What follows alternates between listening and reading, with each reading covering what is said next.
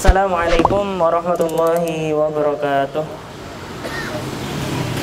Alhamdulillah rabbil alamin wa bihi nasta'in wa la umuri dunya waddin. Wassalatu wassalamu ala nabiyyina Muhammadin wa ala alihi wa sahbihi wa man tabi'ahum bi ihsani ila yaumiddin.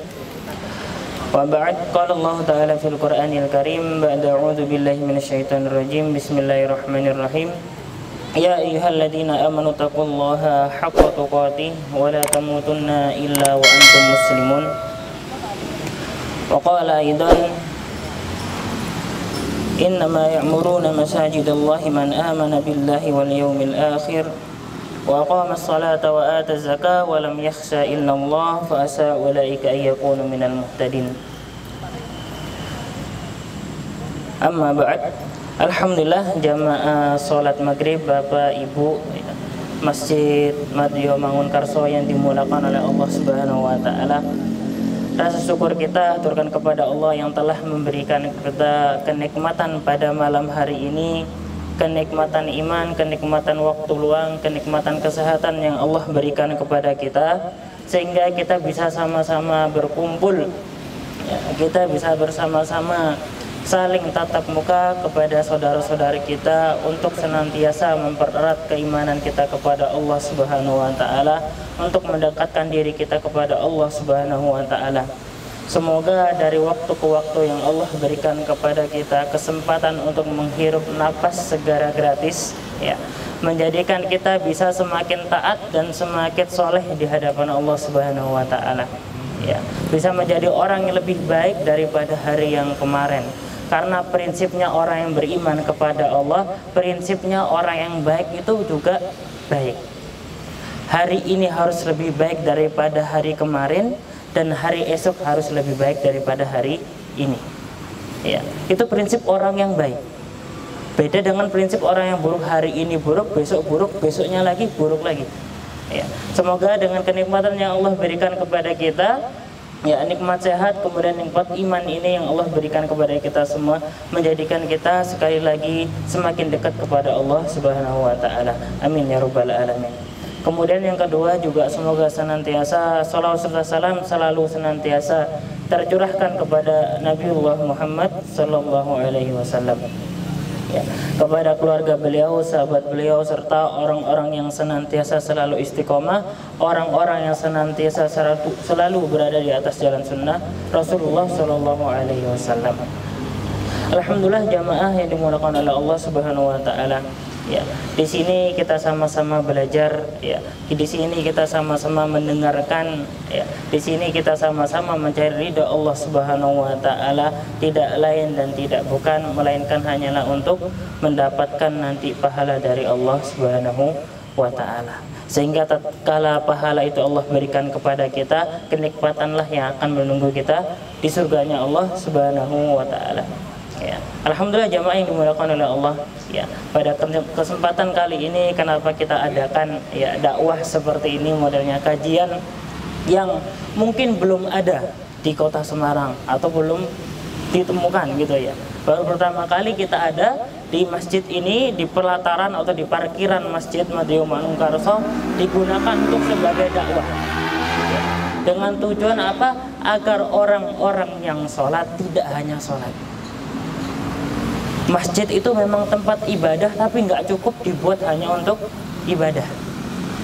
Karena dulu Rasulullah Shallallahu Alaihi Wasallam itu masjid fungsinya setidaknya ada 5, bapak-bapak yang dimuliakan oleh Allah Subhanahu Wa Taala. Masjid sekaligus dibangun sebagai tempat sarana ibadah, kita sholat, zikir dan lain sebagainya, baca Al-Quran. Yang lain daripada itu juga digunakan untuk apa? Menuntut ilmu atau bermajelis. Disinilah pentingnya kita yang mohon maaf sekali lagi kepada para jamaah sekalian yang ada di sini apabila ini sedikit tidak nyaman buat kita. Sekarang di Indonesia atau bahkan hampir seluruh wilayah berusaha berlomba-lomba untuk memegahkan masjid.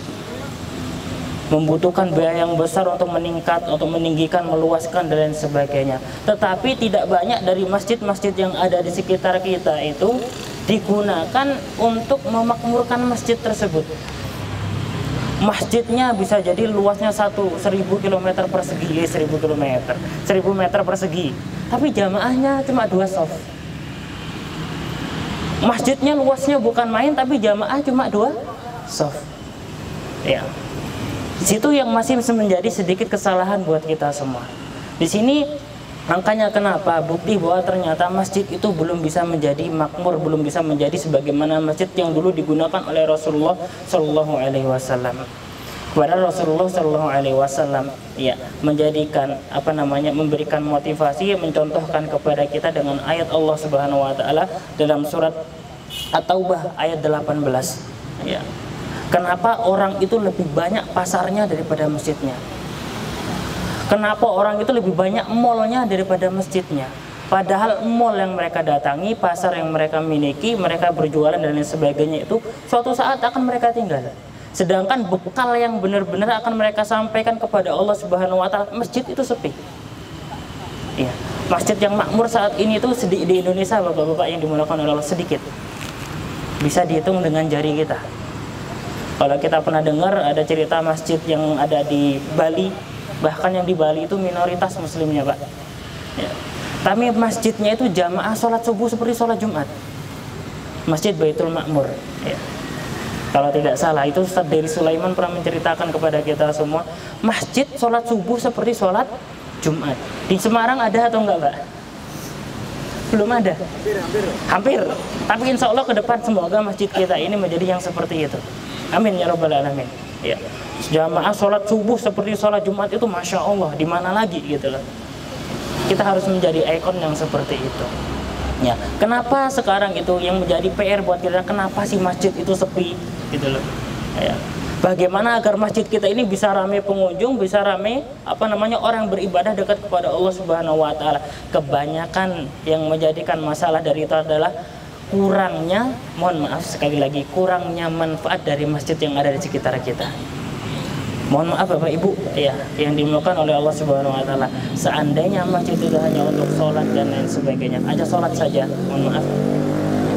Habis sholat orang pulang, itu biasa. Dari rumah berangkat, wudhu, kemudian sholat, kemudian pulang. Ya. Tidak ada manfaat yang lain. Tapi pada zaman Rasulullah SAW setidaknya ada 5 jamaah yang dimudahkan oleh Allah Subhanahu Wa Taala. Fungsi masjid yang Rasulullah SAW benar-benar ajarkan kepada para sahabat dan dihidupkan oleh para sahabat Khulafaur Rasyidin dari Sayyidina Abu Bakar sampai Sayyidina Ali kemudian seterusnya, orang-orang yang lurus di jalan Allah Subhanahu Wa Taala, masjid bisa ramai terus. Selain sebagai tempat sarana ibadah kita kepada Allah, yang kedua masjid itu harusnya kita banyak gunakan untuk belajar atau menuntut ilmu. Ya.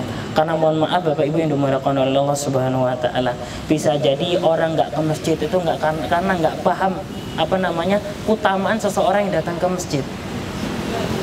Kata Rasulullah SAW bahwa setiap langkah tatkala orang yang datang ke masjid, satu langkahnya akan menaikkan derajat di hadapan Allah Subhanahu Wa Taala, dan satu langkah yang kiri menghapus dosa-dosanya. Kalau orang itu semua bisa paham, Pak, insya Allah orang ramai ke masjid. Bahkan pada zaman Rasulullah SAW, para sahabat itu rumahnya yang dekat, Pak. Rumahnya masjid di sini, rumahnya tuh di seberang jalan. Mungkin beliau itu muter dulu demi mendapatkan langkah yang banyak. Karena satu langkah itu mendapatkan apa? Ganjaran di hadapan Allah, satu langkah lagi menghapuskan dosa. Lah kalau hal-hal yang seperti ini kita tidak kita tanamkan kepada masyarakat kita, mereka acuh dalam masjid. Mereka menganggap masjid tempat apa sih gitu. Ya. Mohon maaf sekali lagi. Karena memang sedikit masjid itu yang digunakan untuk apa? Menuntut ilmu. Kita pahamkan kepada masyarakat kita. Dan alhamdulillah pada malam hari ini juga kita yang hadir di sini setidaknya bisa mendengar sedikit, ya, sedikit pembahasan kenapa masjid kita ini sepi terus. Ya semoga setelah ini ke depannya nanti kita jamaah semakin ramai, aktivitas semakin banyak. Ya itu aktivitas penting. Makanya Rasulullah dan para sahabatnya itu betah di masjid, Bapak Ibu yang dimuliakan oleh Allah. Karena masjid itu untuk mengisi ruhiyah. Karena kalau kita rasakan sendiri, Bapak yang dimuliakan oleh Allah, tatkala kita sholat, setelah sholat yang kita rasakan apa, Bapak-bapak? Tenang. Setidaknya kita tenang. Tetapi tetap ada yang kurang. Rasulullah SAW sendiri, ya, tatkala beliau setelah sholat kemudian zikir salam, beliau itu nggak langsung pulang. Ada satu yang menjadi sedikit, ya, yang belum bisa kita tiru sampai hari ini, khususnya untuk masyarakat Indonesia, ya, dan lebih lagi ya, apalagi masyarakat yang ada di kota Semarang ini, ya. Tadinya kurangnya ilmu tadi, karena Rasulullah SAW begitu salam, zikir dan sebagainya, sholat sunnah. Setelah sholat sunnah, Rasulullah SAW setidaknya memberi satu ayat kepada para sahabat, setidaknya memberi satu nasihat ilmu kepada para sahabat, sehingga para sahabat itu begitu pulang kangen sama masjid lagi, pengen ke masjid lagi. Yang menjadikan tertarik para sahabat untuk datang ke masjid adalah ilmu yang disampaikan kepada para sahabat tersebut. Di sini yang kurang kita, yang menjadi PR kedepannya buat kita semua. Semoga masjid-masjid yang ada di seluruh kota Semarang ini, setiap masjid ada kajian, ya, entah itu sepekan sekali minimal, ya, atau sepekan 2 kali, 3 kali, atau bahkan setiap hari ada. Itu luar biasa. Itu yang kurang dari masjid-masjid kita, ya. Selain tempat untuk ibadah, tempat untuk menuntut ilmu, masjid juga pada zaman Rasulullah SAW digunakan untuk tempat musyawarah, ya. Musyawarah bagaimana para Rasulullah dan para sahabat itu, ya, meeting, ya, rapat, ya, membahas bagaimana dakwah di kota Madinah, ya, agar semakin luas dan lain sebagainya. Itu yang harus dipikirkan sekali lagi oleh kepada para ketua takmir atau bahkan DKM setiap masjid yang ada di sekitar kita. Nggak hanya untuk listrik bisa nyala, kipas angin nyala, AC nyala, itu udah biasa.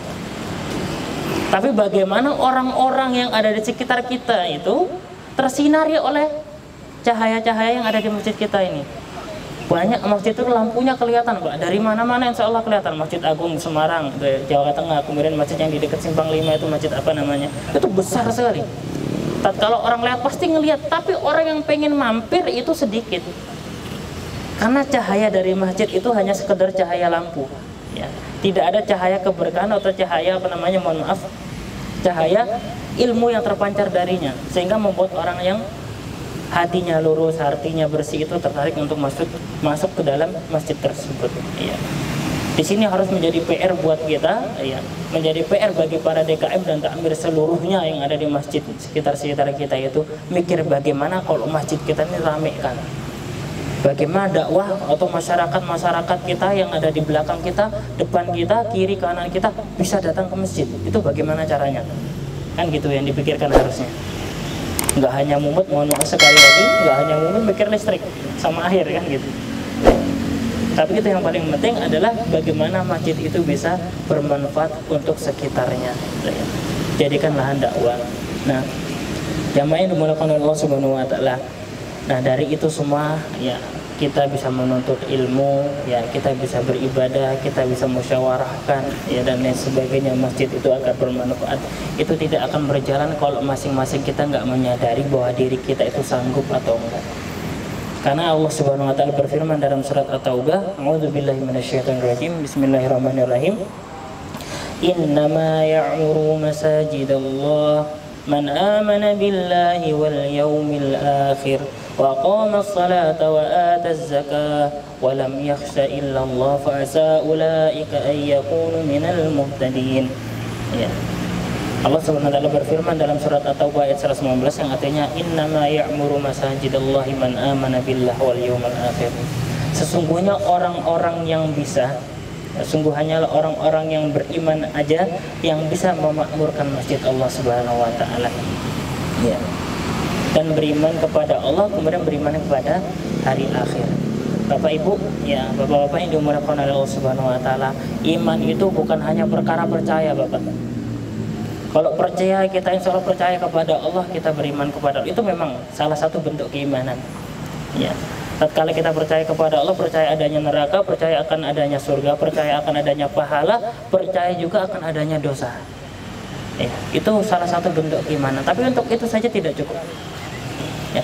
Yang namanya keimanan itu selain dalam hati kita yakin kepada Allah Subhanahu wa taala, terbukti dengan perbuatan kita, ya. Innama ya'muru masajidallah man amana billah wal yawmal akhir. Dan ini yang sedikit yang benar-benar beriman kepada Allah Subhanahu wa taala, kemudian beriman dengan hari akhir. Hari akhir itu kan enggak kelihatan, Pak nih. Kiamat pun enggak ngerti. Bahkan alam kubur yang besok akan kita datangi, kita tuh enggak tahu. Ya, apa yang akan terjadi dalam sana tatkala kita meninggal. Apakah kita akan mendapat rahmat sehingga kita dipenuhi oleh kenikmatan-kenikmatan kubur, atau naudzubillah min dzalik kita mendapatkan laknat dari Allah, dapatkan apa? Hukuman dari Allah Subhanahu wa taala karena maksiat-maksiat kita kepada Allah sehingga kita disiksa di alam kubur. Naudzubillah min dzalik. Ya, kita nggak tahu. Pentingnya keimanan itu bisa meyakinkan hati kita, yakin tentang adanya azab kubur, yakin tentang adanya azab neraka nanti di akhirat, yakin dengan adanya pahala, kemudian yakin dengan janji Allah Subhanahu wa taala yang namanya surga. Itu yang beriman kepada Allah dan hari akhir itu seperti itu. Dan orang itu nggak sedikit, karena mohon maaf ya, sifat manusia ini bapak-bapak yang dimuliakan oleh Allah lebih cenderung kepada nikmat yang bisa dirasakan. Benar nggak Pak? Makan itu nikmat Pak, dirasakan. Makanya orang itu makan itu bisa 3 kali sehari, semangat dalam mencari makan. Naik motor itu enak, makanya orang itu semangat bekerja untuk apa? Mendapatkan motor. Naik mobil itu enak, punya rumah itu enak, kan gitu ya. Makanya orang itu bisa bekerja dari pagi sampai sore untuk mendapatkan apa yang bisa dia rasakan. Itu karena sifat manusia memang seperti itu, sukanya sama yang bisa dirasakan aja. Tetapi tatkala seseorang disuruh ibadah, suruh ngaji, suruh sedekah, masih mikir Pak, mau sholat itu ngapain sih sholat, dapat apa toh kan gitu. Kalau orang itu nggak benar-benar beriman kepada Allah, nggak mau dia ngambil air wudhu kemudian sholat, itu nggak mau. Sebagaimana orang-orang yang dia itu percaya bahwa mendapatkan makan itu enak sehingga dia bekerja dari pagi sampai sore untuk mendapatkan makanan. Ya. Makanya Bapak Ibu yang dimuliakan oleh Allah Subhanahu wa taala, PR buat kita. Ya. Bagaimana agar sholat dan ibadah-ibadah yang biasa kita kerjakan itu mendapatkan rasa di hati kita. Sebagaimana makanan kerasa di mulut, sebagaimana rumah itu kerasa buat keluarga dan anak istri kita, sebagaimana kendaraan itu nyaman kita pakai. Ibadah pun juga harus gitu, biar kita bisa istiqomah beribadah kepada Allah Subhanahu wa taala. Itu yang kurang dari diri kita, itu yang kurang dari kesadaran kita. Makanya orang yang datang ke masjid itu sedikit Pak, karena dia nggak ngerasakan nikmatnya di masjid itu seperti apa gitu. Ya, itu menjadi PR besar sekali buat kita semua ya, agar apa namanya nanti ke depan ya bisa kita itu, ya Allah ternyata nikmat ibadah itu seperti ini ya. Allah itu maha adil Pak. Allah memberikan kenikmatan tatkala bermaksiat, begitu juga Allah memberikan kenikmatan tatkala taat. Ya kan gitu. Orang maksiat tuh enak Pak, subuh Allahu Akbar sampai muazzinnya as-salatu khairum minan naum. Salat itu lebih baik daripada tidur. Kalau orang nggak salat bablas tidurnya, tidur itu nikmat atau enggak Pak? Nikmat sekali. Sebagaimana itu tatkala tidur dia meninggalkan salat, itu maksiat Pak. Ya. Maksiat kepada Allah Subhanahu wa taala yang jelas-jelas diwajibkan untuk salat subuh, kemudian dia tertidur lelap gitu ya sampai pagi ya, sampai terang matahari kelihatan baru bangun, sengaja meninggalkan salat. Nikmat. Maksiat pun nikmat. Orang yang berzina nikmat ya, orang yang minum minuman keras itu nikmat. Itu maksiat semua. Ya, begitu juga yang menjadi PR buat kita, bagaimana agar tatkala kita beribadah, kita ngaji, kita sholat, kita sedekah, itu nikmat Pak. Nah, yang menjadi PR kenapa, misalkan ada orang yang tanya, iya ya, kenapa saya tatkala beribadah nggak nikmat? Kenapa ya tatkala saya ngaji, saya ngerasa kok biasa aja? Ya. Tatkala kita sholat di hadapan Allah, Allahu Akbar, ya kan? Tatkala kita sholat takbir, rasanya itu hampa Pak. Saya ibadah sama Allah, begitu takbir sudah selesai wudhu, Allahu Akbar, kita baca ayat doa iftitah, kemudian Al-Fatihah, surat dan lain sebagainya, itu biasa aja rasanya. Sedekah kayaknya nggak ngefek apa-apa sama kita, gitu ya. Amalan ibadah yang biasa kita lakukan itu nggak kerasa gitu sama kita. Apa yang salah gitu loh? Padahal kita udah berusaha. Mohon maaf sih ya. Bisa jadi kata Rasulullah SAW ya, yang menjadikan salah satu hilangnya nikmat tatkala kita beribadah kepada Allah adalah dosa-dosa yang masih ada di dalam hati kita. Wah, itu menjadi PR besar bagaimana dosa-dosa itu bisa terhenti kemudian dihapus dari hati kita. Insya Allah ibadah akan nikmat Pak.